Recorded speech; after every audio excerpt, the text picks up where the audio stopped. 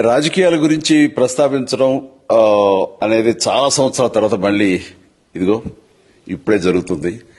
దానికి ప్రధానమైన కారణం తమ్ముడు పవన్ కళ్యాణ్, అలాగే చంద్రబాబు నాయుడు గారు తెలుగుదేశం నుంచి, బీజేపీ నాయకత్వం వీళ్ళందరూ ఒక కూటమిగా ఏర్పడ్డారు. అది చాలా సంతోషం, మంచి పరిణామం.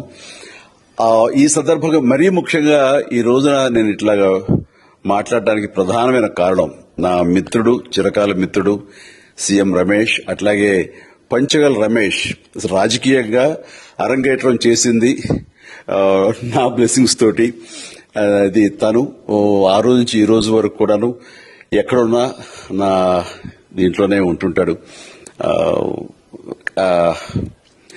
అలాంటి పంచగల్ రమేష్ అండ్ సీఎం రమేష్ గారు వీళ్ళు నాకు కావలసిన వాళ్ళు ఇద్దరు కూడాను అనకాపల్లి కాన్స్టిట్యున్సీలో ఎంపీ క్యాండిడేట్ గా, అలాగే పెందుర్తి ఎమ్మెల్యే క్యాండిడేట్ గా వీరు నిలబడటం అన్నది నాకు చాలా సంతోషంగా ఉంది. ఎందుకంటే ఇద్దరు చాలా మంచి వాళ్లే కాకుండా సమర్థవంతులు. ఇలాంటి వాళ్ళు అలాంటి కాన్స్టిట్యున్సీకి, దాని అభివృద్ధికి ఎంతగానో దోహదపడతారు అనే నమ్మకం నాకు చాలా ప్రగాఢంగా ఉంది.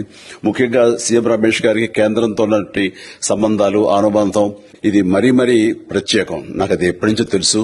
వారి గురించి నేను వింటూనే ఉన్నాను, చూస్తూనే ఉన్నాను.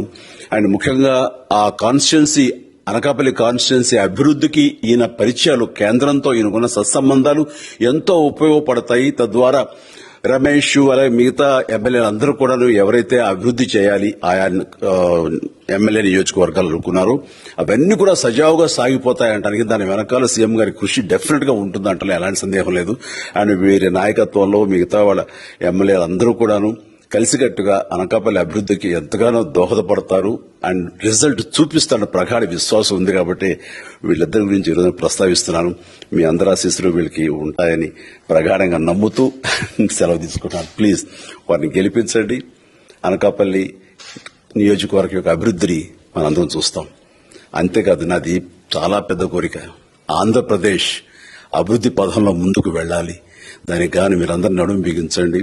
మీరందరూ కూడాను ఇలాంటి వారికి ఓటు వేసి మీరు గెలిపించి అన్ని రకాలుగాను మీ యొక్క ఆశీస్సులు వీళ్ళకు ఉన్నాయి అన్న భావాన్ని మా అందరికీ, ఆ నమ్మకాన్ని మాకు కలిగించండి. జై హింద్.